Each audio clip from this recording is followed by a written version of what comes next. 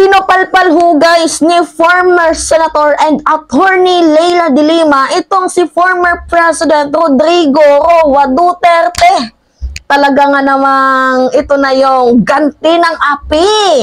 So nagsalita na kasi guys itong si former President, si Digong, ukol dito sa suspension na ipinataw ng MTRCB at ng NTC dito sa SMNI sa kanyang one and only toxic show na Gikan sa Masa para sa Masa, na kung saan doon niya ho pinagbantaan itong si ACT teacher Franz Castro. One of the reason, ika nga kung bakit ho na suspend for 14 days itong kanyang show. So ngayon guys, umiiyak si Kadigungan. Kung dati kada December, ho ho ho, matawa-tawa ba si Digungoy? Ngayon naman, ho ho ho ho ho. Anyway, sabi niya nga, bakit nyo inalis ang programa ko? Naglalahad lamang ho ako ng free speech ko. Nik-nik mo, Jolok. Itanong mo sa ABS-CBN na kung saan ginamit mo ang presidential power mo para ho tanggalan ng prangkisa itong network ng ABS-CBN. At also, tanong mo din sa Rappler. Oo, na kung saan gigil na gigil ka dahil ginagamit lamang ho ng Rappler ang kanilang free speech. But because, you know what guys, kaya galit na galit siya, because critics ho ng Rappler itong si Kadigungan. And also, tanong mo din kay former Senator and Attorney Leila de Lima na isang tao na ginagamit din ang kanyang freedom of expression, pero anong ginawa mo? Pinakulong mo. And also kay Trillanes, nagpa-flashback guys sa utak ko yung mga, 'di ba, yung mga taong ginamit ang kanilang freedom of expression. Tapos ang ginawa niya, pinakulong niya, tinirada niya, 'di ba? Ginamit niya yung kanyang power. He uses his power, inabuso niya ang kanyang pagka-presidente. Tanong mo din kay Trillanes, 'di ba? Na one of your critics, 'di ba, sa war on drugs mo, dahil nga ayaw mong kinikritics ka, kasi normal lang naman talaga na magkaroon ng kritiko once na ikaw ang nakaupo sa pwesto. Kahit naman sino, kahit nga ngayon si Pangulong PBBM, may kritiko nga din, 'di ba? So, ang ginawa ho niya, pinakulong niya si Trillanes. Pero sa kagandahang palad, nakalaya agad itong si Trillanes. Pero itong si former Senator Leila de Lima, mukhang ito yung napuruhan for 7 years. 'Di ba? Kahit nga ditong ang SMNI, itong ABS-CBN, dalawa silang napuruhan. So, ngayon guys, sinupalpal ho ni Attorney and former Senator Leila de Lima itong si Kadigungan, si former President Rodrigo Roa Duterte. Ngayon, you know my pain. You know my wrath. Ika nga, nararamdaman mo na yung sakit kung paano matanggalan ng freedom of speech. Diba? Sabi pa nga ni Digong, bakit niya naman tinirada yung kaisa-isang show ko kung saan ako naglalabas ng aking freedom of expression? Wow. Yan yung sabi ni Digong. Anyway, dito tayo sa sinabi ni Leila de Lima. Leila, ni Attorney and former Senator Leila de Lima. Sabi niya, unlike ABS-CBN, GMA, or TV5, de Lima labels SMNI as a fake news organization pretending to be legit. Sa pool. Yeah, that's correct guys. Because they use SMNI as a stands for black propaganda. Lahat ng ayaw nila, lahat ng galit sila, lahat ng taong hindi nila gusto, according sa kanilang foreign policy or hindi tumutugma sa kanila, ang ginagawa nila, tinitirada nila sa SMNI.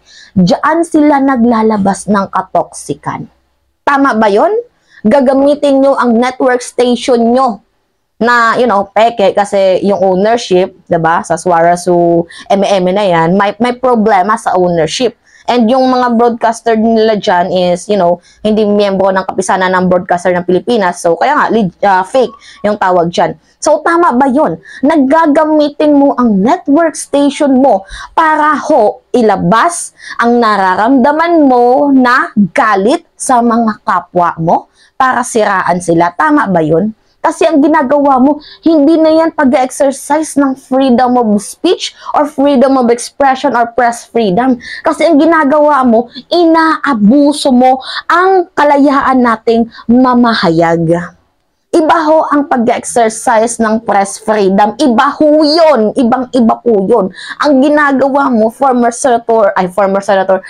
President Rodrigo Roa Duterte, ginagamit mo ang freedom of expression para ho sirain, para ho makasira, para ho guluhin ang taong bayan. At mismo guys, yung Congress or yung government ngayon sa ginawang pataw ng MTRCB at NTC, ginagawa lamang ho ng NTC ang kanilang trabaho.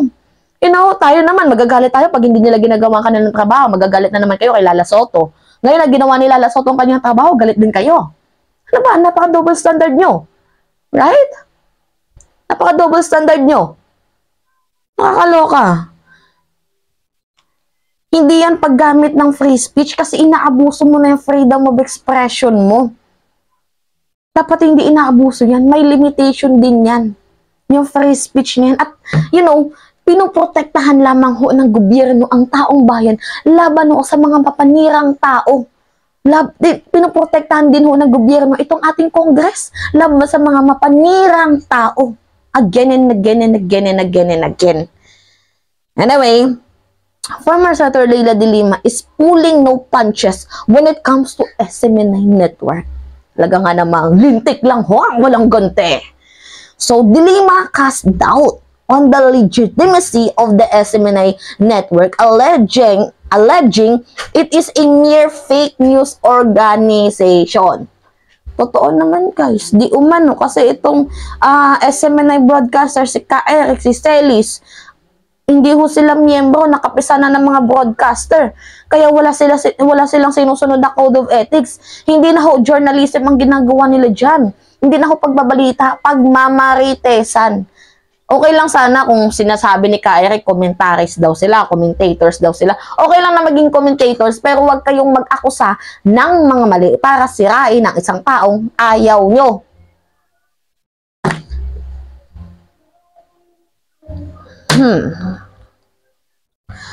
Far from the reputable stature of the other networks, de Lima alleged that SMNI is simply a propaganda media arm pretending to be legit entity. Yan na nga sinasabi ko sa inyo guys, na itong SMNI is a show wherein, diba, doon sila naglalabas ng black propaganda. You know what I mean, guys? You know what I mean? Yung doon sila maninira, doon sila sisirain ng reputasyon ng taong ayaw nila. Yan yung ginagawa nila eh. Which is nakakalungkot. Sa totoo lang. Kasi hindi naman deserve ng taong bayan na makarinig ng fake news. We deserve dito. Correct and legit information. Not the insulted, not the abusive, or not mere fake news, or disinformation or misinformation. We don't deserve that. That's not fair. And like what I said, diba, kung ano yung ginawa nyo sa kapwa nyo, yan din yung babalik sa iyo. Tanong nyo sa ABS-CBN kung ano yung feelings nang mawalan ng free speech. Also kay Trillanes, kay de Lima, sa Rappler. Tanong nyo. Tanong nyo. Itanong nyo. De Lima made comment after the Movie Television Review and Classification Board (MTRCB) suspend 2 programs of SMNI content violation for 14 days. The 2 programs halted our show hosted by former President Rodrigo Duterte and another hosted by Palace official Lorraine Badoy. This is the first time the government is confronted with what is basically a fake news organization masquerading a legitimate broadcast media entity that mainly peddles fake news, sabi ni de Lima.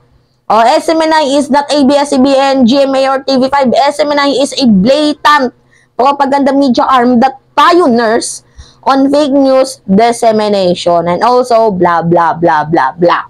Basta, sa madaling sabi, sa madaling pagkakaintindi, ang sinasabi ni former Senator and Attorney Leila de Lima na yung SMNI ay ibaho sa ABS-CBN, sa GMA, sa TV5. Because ang SMNI ay ginagamit ho itong show na to para magpalabas ng mga black propaganda. Para tirahin ng kalaban nila ng mga hindi nila gusto ang mga polisiya.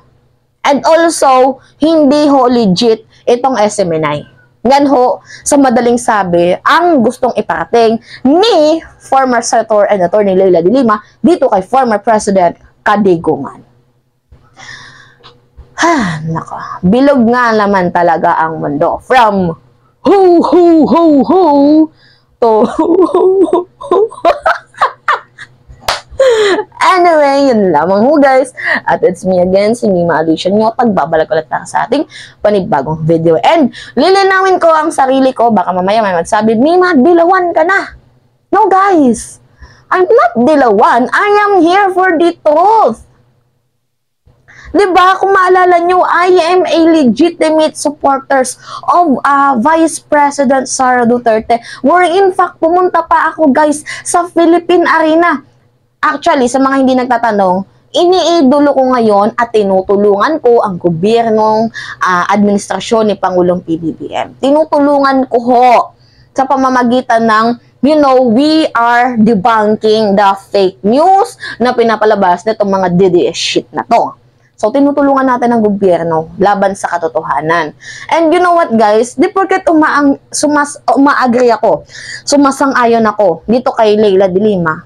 So, tinitingnan nyo na ako agad as a dilawan. No guys, walang kulay ang katotohanan. Walang kulay ang pagiging totoo.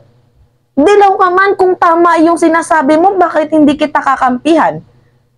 DDS ka man kung tama yung sinasabi mo, bakit hindi kita kakampihan? Ang pagiging totoo, hindi binabase sa kulay. Huwag ho tayong ganon. Nami-misinterpret nyo ako. Nami-misinterpret nyo ako guys. Hindi ako dilawan. Ako ay pumapanig lamang sa katotohanan. So, Clarex ba mga kababayan? It's me again, si Mima Alicia at nagbabalik ulit para sa ating panibagong video.